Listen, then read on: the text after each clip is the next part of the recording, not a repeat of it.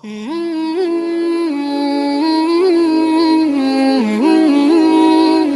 diciptakan oleh Allah Ta'ala.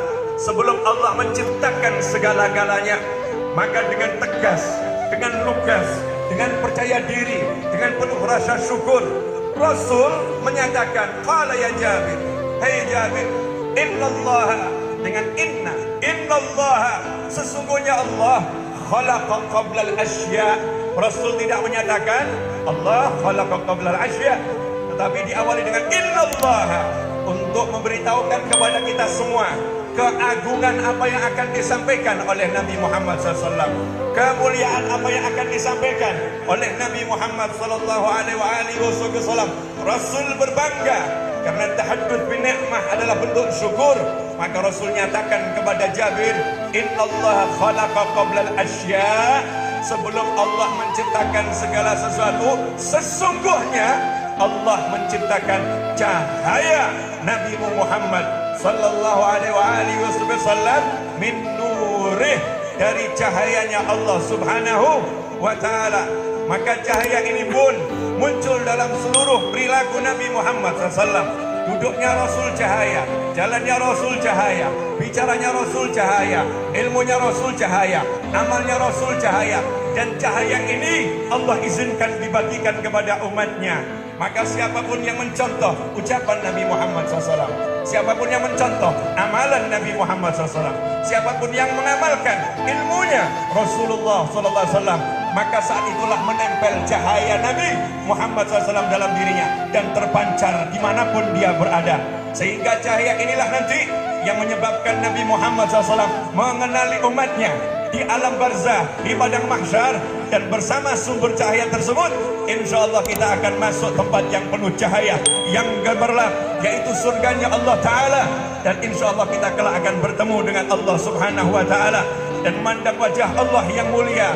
Ikhwani rahimakumullah, mudah-mudahan duduknya kita di sini walaupun sesaat barokah, walaupun sesaat manfaat, walaupun sesaat tersebar kemana-mana. Untuk yang ada saat ini di hadapan saya, baik yang hadir di sini maupun lewat media, ataupun nanti yang ada di sulbi antum semuanya, yang ada di tulang punggung antum, dari keturunan antum, dan siapapun yang mendengarkan saat ini, dari bangsa manusia, jin, malaikat, siapapun, semoga manfaatnya dapat terus disampaikan pada generasi berikutnya ila yaumil qiyamah, dan manfaatnya terus sampai jannahnya Allah Subhanahu wa Ta'ala. Ikhwani rahimakumullah, satu hal yang saya perhatikan dari Al-Habib Umar bin Muhammad bin Salim bin Hafid, matta'alallah bituli hayati.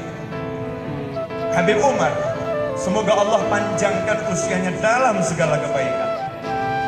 Yang menarik buat saya, ada perang di Ukraina dan Rusia, ada yang namanya corona dan kawan-kawannya, ada yang namanya ekonomi naik, ekonomi turun, ada yang namanya A sampai Z kehidupan dunia ini. Habib Umar bin Hafid istiqamah, ta'allum wa ta'lim, ta'allum wa ta'lim, belajar dan mengajar, belajar dan mengajar, belajar dan mengajar. Ihya Syiar Salaf, menghidupkan apa yang diamalkan orang-orang soleh terdahulu, apa yang dilakukan oleh orang-orang tua terdahulu, orang-orang soleh terdahulu, itu dihidupkan.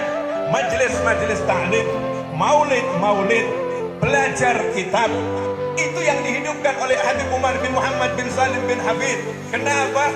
Karena itulah hidup yang sejatinya, itulah hidup yang sesungguhnya. Gak perlu kita bingung dengan apa yang terjadi dengan jagat ini, kalau kita punya yang menguasai jagat raya, yaitu Allah Subhanahu wa Ta'ala. Gak perlu kita bingung dengan kehidupan dunia ini, kalau kita dekat dengan Nabi Muhammad sallallahu alaihi wasallam. Kata bingung hanyalah untuk orang-orang yang gak percaya sama Allah. Kata bingung hanyalah untuk orang-orang yang gak beriman kepada Allah. Kata bingung hanyalah untuk orang-orang yang jauh dari Nabi Muhammad sallallahu alaihi wasallam. Tapi barang siapa yang hidupnya rukuk, sujud, qiraatul Quran, istighfar, salawat, cari ilmu, birrul walidain, berbuat baik dengan sesama, menebarkan senyum kemana-mana, maka la khaufun alaihim wa la hum yahzanun. Mereka tidak akan tertimpa di hatinya rasa khawatir.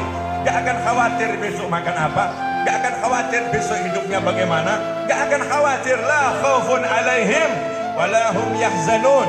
Dan mereka tidak akan pernah bersedih ketika ada hartanya yang hilang, ketika jabatannya turun, ataupun ketika ada orang-orang yang gak suka, yang membenci dan mencaci maki. Seperti diceritakan Sayyidina Abu Hurairah radhiyallahu ta'ala anhu, ketika sedang duduk, kemudian datang seseorang berkata kepada Sayyidina Abu Hurairah radhiyallahu ta'ala anhu, apakah engkau yang bernama Abu Hurairah pecinta kucing, pelindung kucing, penyayang kucing?